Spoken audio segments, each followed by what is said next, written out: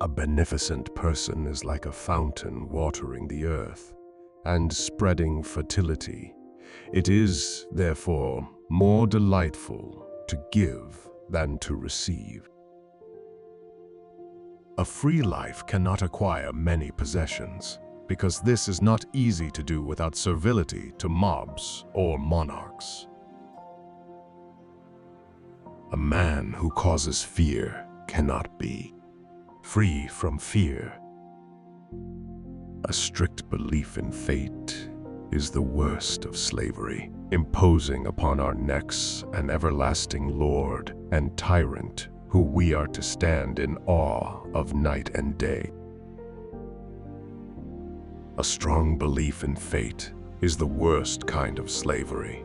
On the other hand, there is a comfort in the thought that God will be moved by our prayers. Accustom yourself to believe that death is nothing to us, for good and evil imply awareness, and death is the privation of all awareness. Therefore, a right understanding that death is nothing to us makes the mortality of life enjoyable, not by adding to life and by taking away. The yearning after immortality, for life has no terror, for those who thoroughly apprehend that there are no terrors for them in ceasing to live.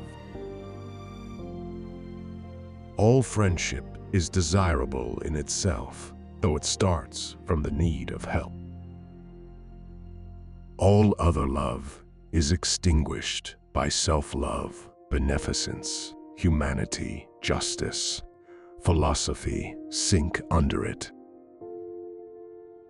An irreligious man is not one who denies the gods of the majority, but one who applies to the gods the opinions of the majority.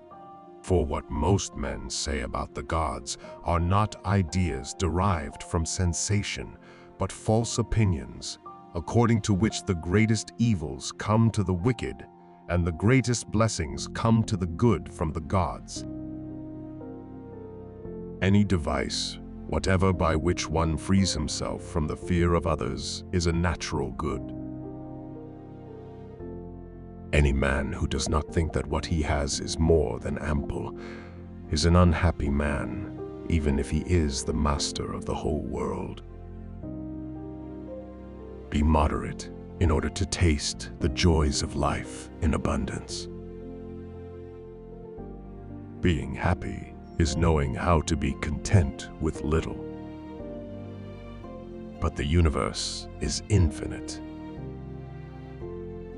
Death does not concern us, because as long as we exist, death is not here.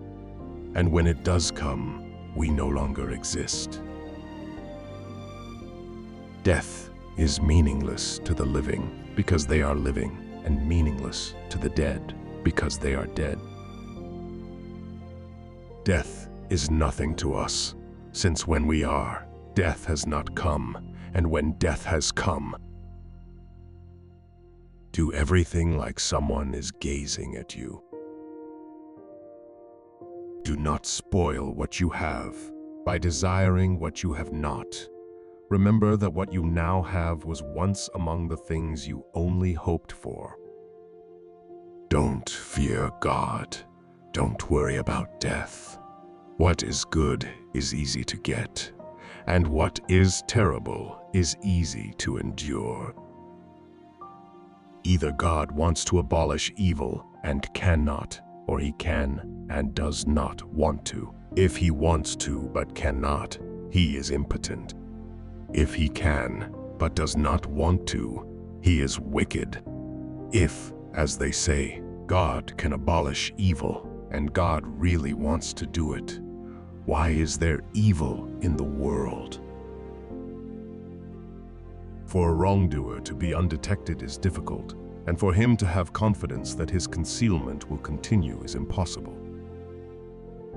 Freedom is the greatest fruit of self-sufficiency. Gratitude is a virtue that has commonly profit annexed to it. Happiness is man's greatest aim in life.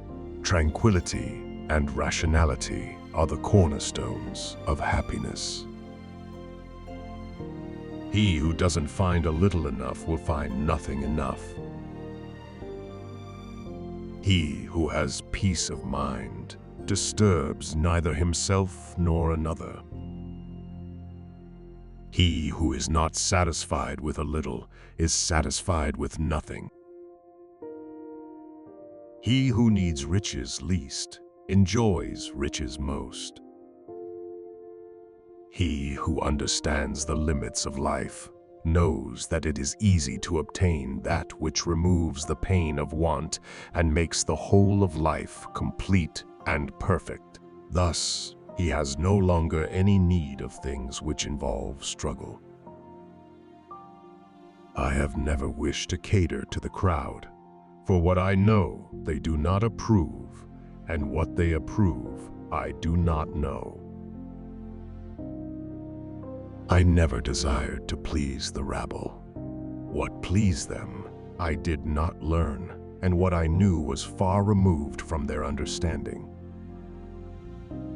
I spit upon luxurious pleasures, not for their own sake, but because of the inconveniences that follow them. I was not, I was, I am not, I care not. Non fui, non sum, non curo. I was not, I have been, I am not, I do not mind. If death causes you no pain when you're dead, it is foolish to allow the fear of it to cause you pain now. If God listened to the prayers of men, all men would quickly have perished, for they are forever praying for evil against one another. If thou wilt make a man happy, add not unto his riches, but take away from his desires. If you would enjoy real freedom, you must be the slave of philosophy. Is God willing to prevent evil, but not able? Then he is not omnipotent. Is he able, but not willing? Then he is malevolent. Is he both able and willing? Then whence cometh evil? Is he neither able nor willing? Then why call him God? It is impossible to live a pleasant life without living wisely and honorably and justly. And it is impossible to live wisely and honorably and justly without living pleasantly. Whenever any one of these is lacking, when, for instance, the man is not able to live wisely, though he lives honorably and justly, it is impossible for him to live a pleasant life.